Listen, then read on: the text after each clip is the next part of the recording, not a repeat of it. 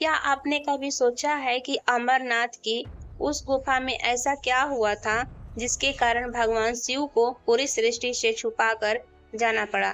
क्या वजह थी उन्होंने अपने सबसे प्रिय नंदी, चंद्रमा, नाग और यहाँ तक कि अपने पुत्र गणेश को भी रास्ते में छोड़ दिया? और आखिर वो कौन सा रहस्य था जिसे सुनकर दो साधारण कबूतर अमर हो? अगर क्लानिन के बाद अमरनाथ की गुफा में कोई भी जीवित नहीं बचा था, तो फिर वो दो कबूतर आज तक जिंदा कैसे हैं?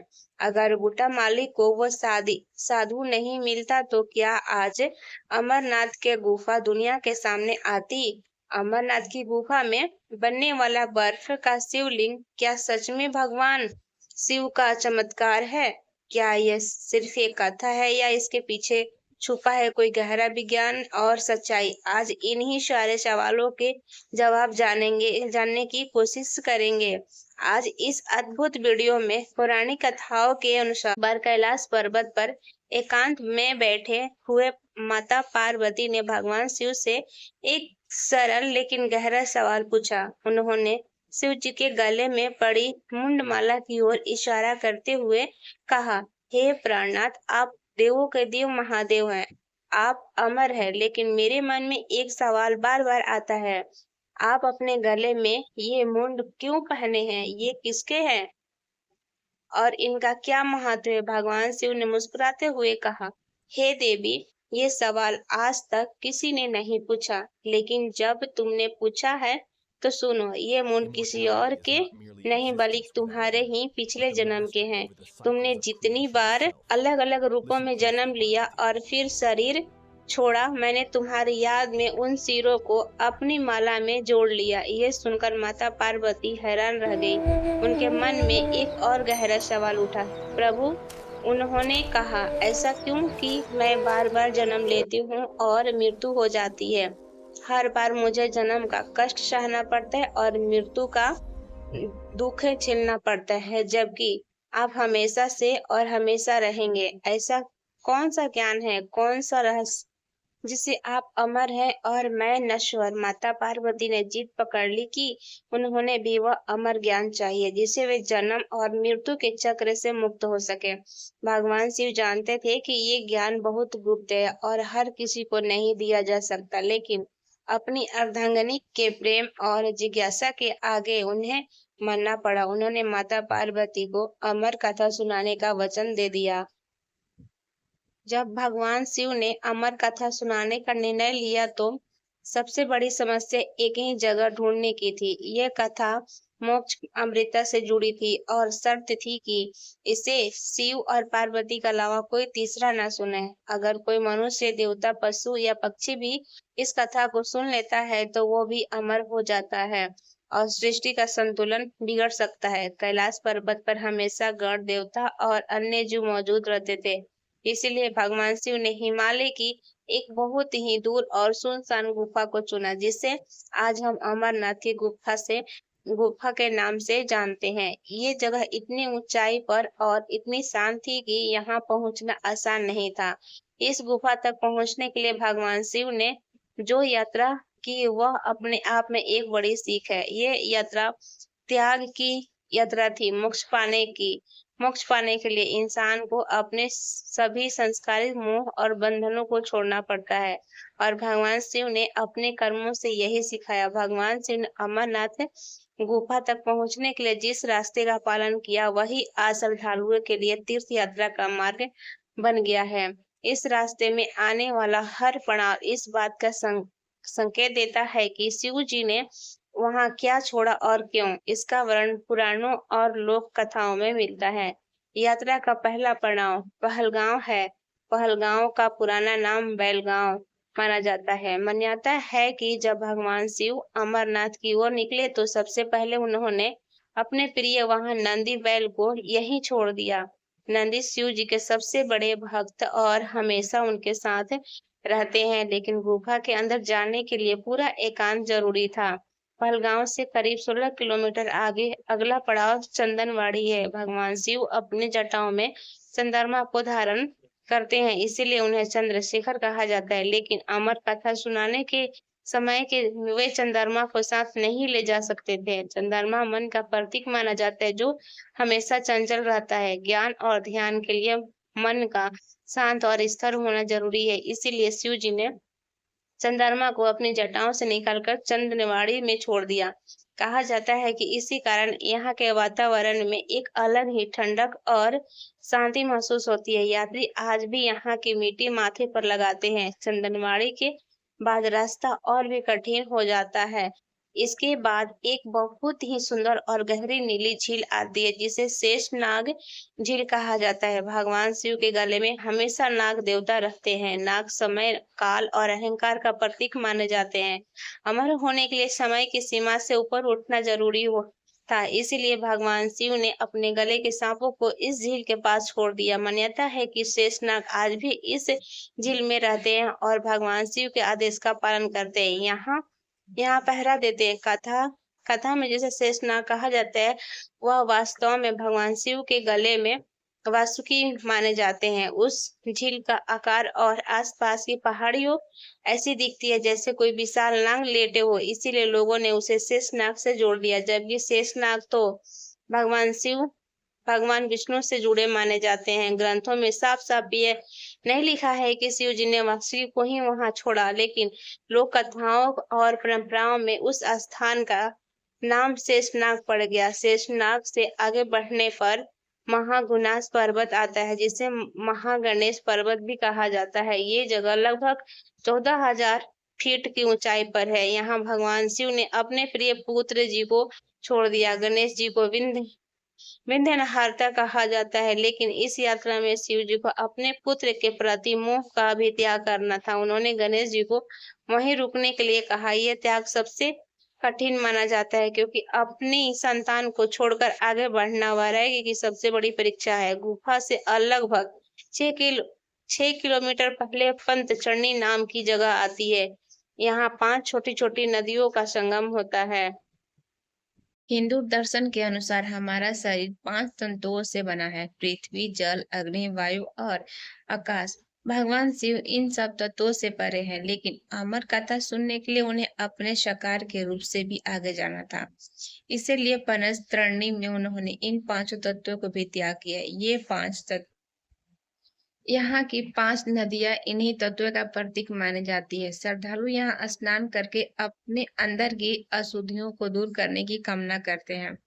अंत में सभी मोह, माया, रिश्तों और तत्वों को छोड़कर भगवान शिव माता पार्वती के साथ पवित्र गुफा में प्रवेश करते हैं। गुफा में प्रवेश करने के बाद शिव जी ने मृगशाला बिछाई और ध्यान मुद्रा में बैठ गए। कथा शुरू करने से पहले उन्होंने ये सुनिश्चित करना चाहा कि अंदर कोई भी जीवित प्राणी ना हो। अपनी योग शक्ति से उन्होंने क्लानिंग यानी कि प्रलय की अग्नि उत्पन्न की और उसे पूरी गुफा में फैला दिया।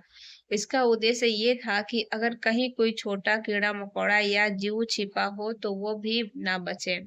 शिव जी ने नहीं चाहते थे कि अमर कथा का रहस्य किसी और तक पहुंचे। सब कुछ सुरक्षित होने के बाद भगवान शिव ने अमर कथा सुनाना शुरू किया। ये कथा सृष्टि के रहस्य, आत्मा की अमृता और मोक्ष से जुड़ी थी। माता पार्वती ध्यान से कथा सुन रही थी और बीच बीच में हूँ कहकर ये संकेत दे रही थी कि वो सुन रही है। कथा बहुत गहरी और लंबी थी। भगवान शिव ने इतने ध्यान में डूब गए कि उन्हें बाहरी दुनिया का होश नहीं रहा। उनकी आंखें बंद हो गई, लेकिन उनके मुख से कथा लगातार चलती रही। इसी बीच कथा सुनते सुनते माता पार्वती को नींद आ गई। शायद यात्रा की थकान या माया के कारण उनके मुंह से हूं की आवाज आनी बंद हो गई। यही पर एक अद्भुत घटना हुई। गुफा के एक कोने में लकड़ियों का पत्थरों के बीच कबूतरों का एक जोड़ा था जिसने अंडे दे रखे थे।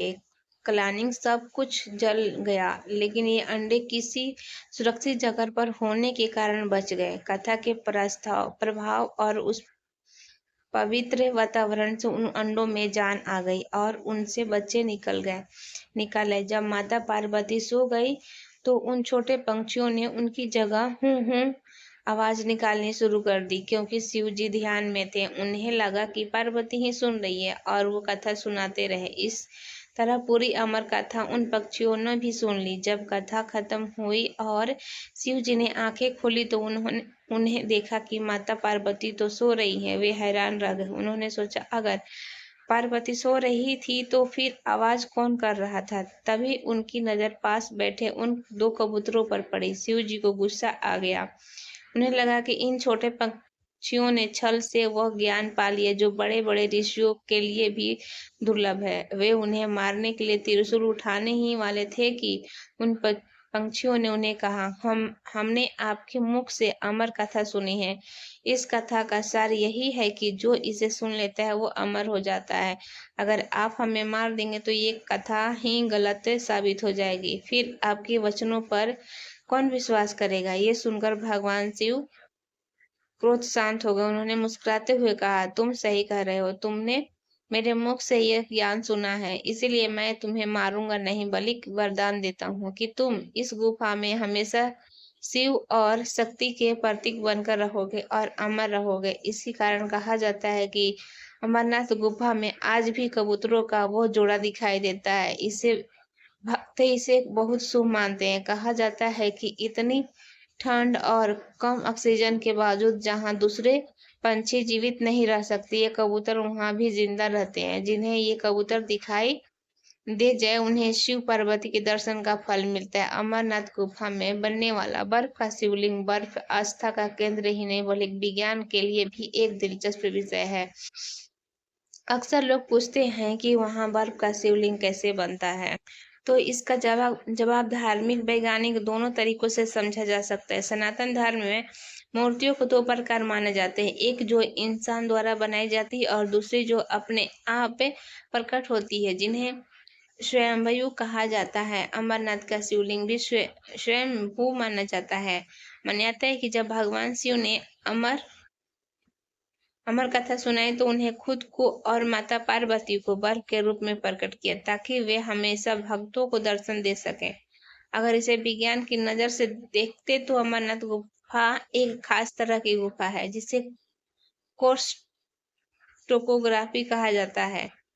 ये गुफा मुख्य रूप से चूना पत्थर, लिमस्टोन और जिप्स की चट्टानों से बनी है।